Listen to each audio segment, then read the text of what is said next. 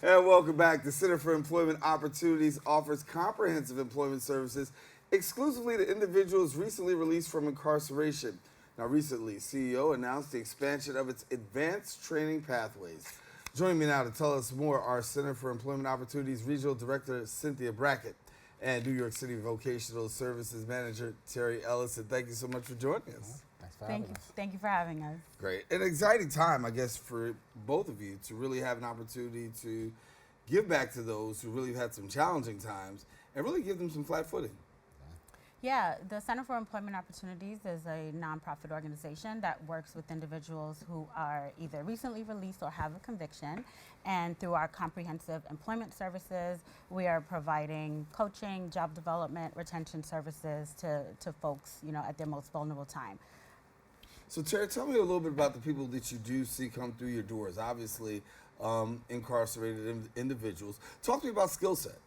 Well, people come in here to come through CEO with, some people have advanced skills, some people have no skills. Our job is to assess them, find out where they are as far as employment, what type of jobs they're looking for, be it maintenance, be it construction, be it driving. Mm-hmm. Our job is to find them opportunities that fit them. And as you look for those opportunities, some of those opportunities that you mentioned, driving is very important. In New York City, a lot of driving goes on, but you can't drive without the right kind of driver's license. So exactly. CDLs, I know, are part of that plan too. Yeah, we recently launched a CDL program where we're helping folks to get that, endorsement to be a CDL driver. And this is a real great job because it's putting people on a pathway, to economic mobility, creating pathways out of poverty. When you walk away with your CDL license, you can make upwards of, $26 an hour. And the average salary could be 50 to 70K for the year. Right. So, CDL jobs, they're in demand and it's really favorable it's a favorable work environment for our participants. Right. Definitely opens up so many doors. Driving, you can do a lot of things with driving, from delivery to just working with construction to, even if you're allowed to go outside of state, those opportunities are endless. What kind of things are your clients telling you in terms of job opportunities that they are seeking? Well, there are a lot of people who want to give back, so they want to do a lot of, residential aid, a lot of group stuff, just to get in touch with those who walked in their footsteps. Mm-hmm. And that's a beautiful thing, just to give back, to show them that there is a pathway. And these advanced trainings as CEOs, it's an open door to allow them to do that. Yeah. And Cynthia, there's also a partnership also with local unions as well? Oh, yes. Union pathways are also great opportunities to get people out of poverty. We've partnered with Pathways to Apprenticeship, which provides the pre-apprenticeship, like bridge programming, helps to connect folks to get them ready for that union opportunity. So once they graduate, we're partnering with over 15 labor unions so people can get direct access to those jobs. And for clients, obviously, very meaningful because coming out of incarceration, a lot of challenges, really trying to find yourself in flat footing. I've heard people told us, many a time, I come out, sometimes it's hard to find a job or even hard to find a place that's going to help me to get a job. But for you, it's an opportunity to actually bridge that gap. Yeah, and that really is connected to our theory of change, right? CEO believes that someone who is coming home from prison or has a conviction, they are returning back to the communities at a very vulnerable time in their life, right? Sometimes to the same communities with little to no resources. So if you take that person and you support them with transitional employment, coaching, development, and post-placement services, you're really affecting that recidivism rate, right? Recidivism is the likelihood for someone to return to prison. So our model is providing that support to reduce that person's chance of reoffending. And for the public out there, obviously a great program because it helps you bridge that gap between community and that incarcerated individual, right? And sometimes we talk about that incarcerated individual not having the opportunity to really get acclimated to community, but these programs actually do that. Talk to me a little bit about the success that you've had with some of those who you've had come through your doors.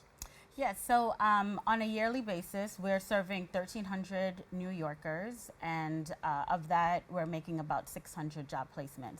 With this launch of our advanced training pathways, folks who are going into these meaningful careers, whether it's CDL, IT, also our advocacy work, right? They're participating in work that's truly impactful to their lives, helping them to support their families and communities as a whole.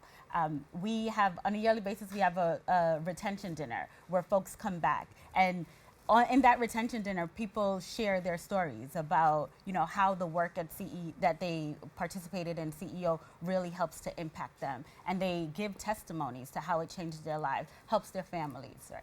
Yeah. And for yourself, I want to hear a little bit more about the Emerging Leaders Program, because I know that's a program that you guys take great pride in.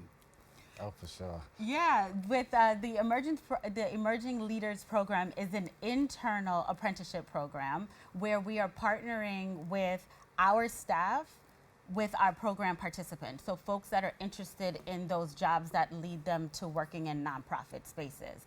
They work inside, side to side with the CEO staff to learn the skills, but they also are coupled with mentorship as well as professional development opportunities. And through the launch of our Emerging Leaders Program, we've actually created a pathways to internal pipeline. So 30% of our employees now are actually graduates of this internal Emerging Leaders Program.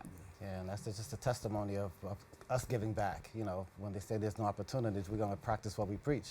Hey, so while they're being mentored by, individuals from staff from all levels, right.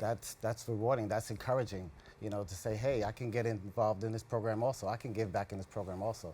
So we love this Emerging Leader Program. Sometimes people devalue mentorship, Yeah. saying that there's no real importance or there's no real significance in it. But for somebody who's worked with it and seen the boots on the ground, what have you seen that you can come back and say, hey, mentorship is key? Hey, I guess I can say, coming back, say, hey, I work with the vice president, and he really gave me some tips on a lot of stuff. It's not just about the work, it's just how you see the job. You really have to, it has to be a strong interest, and that's what we try to match them up with, things that they are interested in, the positions that they're interested in. So I've heard a lot of that. Yeah. It's so much said about people coming back from incarceration and the barriers that are actually out there. What's it like for both of you actually working on the front lines, really helping to curb that recidivism rate and helping really incarcerated individuals get a positive path to success? It's rewarding for me. I came to CEO as a job developer. So my reward is to giving back, putting money in someone's pocket, letting them know there's an opportunity for you. It's not just about your background. If you think of your background all the time, if you put that in the front, then they're going to see that. So we teach them to put that back there. That's your past. Right. We're going forward. So these opportunities to find them employment, to teach them how to answer that conviction question, just owning the position that they want to interview for, and that's the reward. Yeah, I think folks come to CEO, and we believe that anyone who wants to work can have that opportunity, and we're fortunate enough to be able to provide an organization that has that support, so that people, regardless of their past, has a chance to enter the workforce, to take care of their families, build strong futures, and achieve social mobility, economic mobility. You hear so many times people talk about, well, they have to have a certain skill set, they should have this, and then sometimes they get disqualified from simply not having that. But here you are, providing a great pathway for those individuals who are incarcerated to be able to come, get that skill set, and then be able to work into the labor market. So thank you for the work that you guys did. Well, thank you. Thank you for having us. All right, Cynthia. Yes, and please feel free to learn more about CEO by going to our website, ceoworks.org. You can learn more about our organization, know how to get connected to volunteer opportunities, as well as donate. So you want to take my job? You want to read the prompter too? Oh, I'm so No, it's okay. sorry. Here you go. Thank you both for joining us. Listen, as she said, if you want more information, visit the website, ceoworks.org. And then you can also follow them on social media at CEO Works. Don't go anywhere. We'll be back with more Open coming up right after this.